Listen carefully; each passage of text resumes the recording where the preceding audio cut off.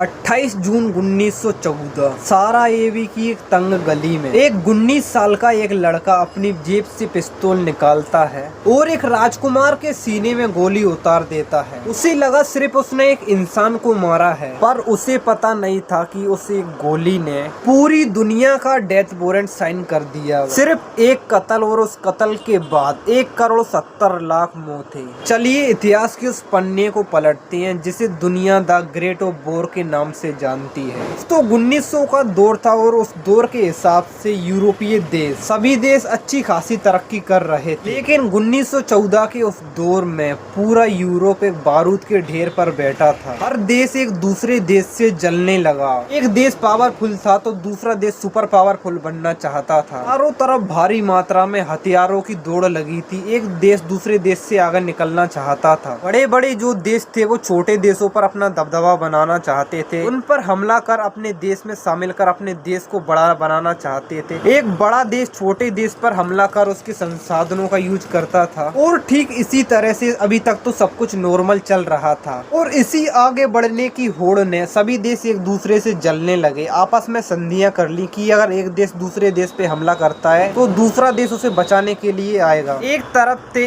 Alliance Britain, France और रूस और दूसरी तरफ थे सेंट्रल पावर जर्मनी, ऑस्ट्रेलिया। और इन देशों के बीच नियम बड़ा ही सिंपल था, अगर तुमने मेरे दोस्त को हाथ लगाया तो मैं तुम्हें बर्बाद कर दूंगा। 28 जून 1914 में ऑस्ट्रिया के राजकुमार आर्कड्यूक फर्डिनांड अपनी वाइफ के साथ कार में जा रहे थे जब भीड़ से निकलकर एक 19 साल का लड़का सामने आता है। वो ऑस्ट्रिया के राजकुमार पर हमला कर उसे जान से मार देता है। ऑस्ट्रिया इस घटना का जिम्मेदार सर्बिया को मानकर उस पर हमला कर देता है और सर्बिया का दोस्त था रूस, जो कि उसके पीछे खड़ा था। पर होते हमले को देख अपनी सेना लेकर आगे आता है और रूस को उस युद्ध में देख जर्मनी उसमें कूद पड़ता है। जर्मनी को रोकने के लिए ब्रिटेन आगे आता है और देखते ही देखते दोस्ती निभाने के लिए पूरी दुनिया आपस में भिड़ गई। उस समय जंग के दौरान दुनिया को लगा कि ये जंग बस कुछ हफ्तों में खत्म हो जाएगी और क्रिसमस तक सब वापस घर लौट आएंगे, लेकिन ऐसा नहीं हुआ। यह जंग देखते ही देखते और एक दूसरे देश आपस में शामिल होते हुए 4 सालों तक ये जंग खिंच गई।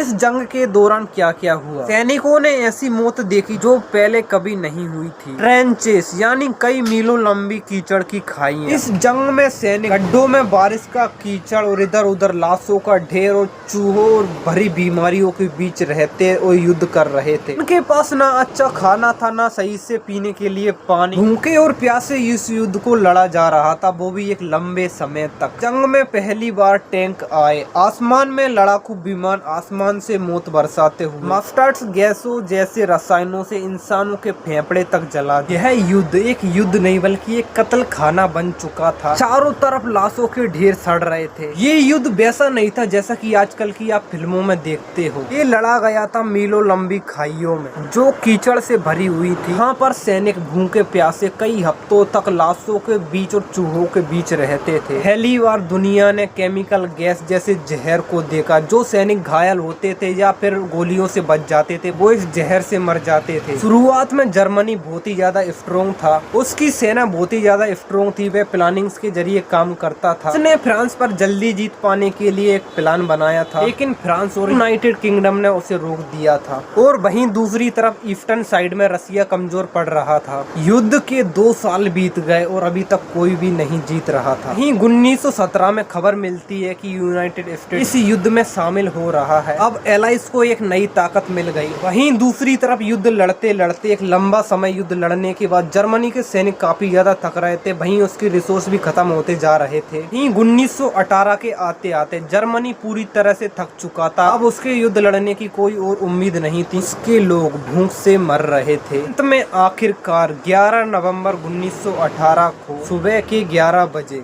जर्मनी ने खुद को सरेंडर कर दिया। जर्मनी की ताकत पूरी तरह से टूट चुकी थी क्योंकि करोड़ों जाने जा चुकी थी। यह युद्ध तो यहीं पर खत्म हो चुका था, लेकिन शांति के नाम पर जर्मनी के ऊपर एक ऐसी संधि थोप दी गई, ट्रीटी ऑफ वर्साइल संधि की गई, जिसके थ्रू जर्मनी को पूरी तरह से जलील कर दिया गया। उनसे उनकी जमीन छीन ली गई और एक भारी जुर्माना लगाया गया और पूरी दुनिया के सामने जर्मनी पर इल्जाम लगाते हुए कहा गया कि युद्ध का कारण सिर्फ और सिर्फ एक जर्मनी था। उसे पूरी दुनिया के सामने एक विलन बना दिया गया। कहानी अभी खत्म नहीं हुई, असली खेल तो यहाँ से शुरू हुआ था। जर्मनी के ऊपर जो ये वर्साई की संधि सौंपी गई थी और इतना ज्यादा जलील किया गया और इतनी ज्यादा शर्तें लागू की गई, युद्ध के बाद जीतने वाली कंट्री जहाँ जश्न मना रही थी, वहीं जर्मनी की पूरी तरह कमर टूट चुकी थी और इस चीज को देख के लग रहा था कि अब शांति आ गई। लेकिन सच तो ये था कि इसी के जरिए एक और नफरत का बीज बो दिया गया था। इतिहासकार कहते हैं कि यह युद्ध खत्म नहीं हुआ था, बल्कि 20 साल के लिए युद्ध रोक दिया गया था, क्योंकि इसी जंग की राख में एक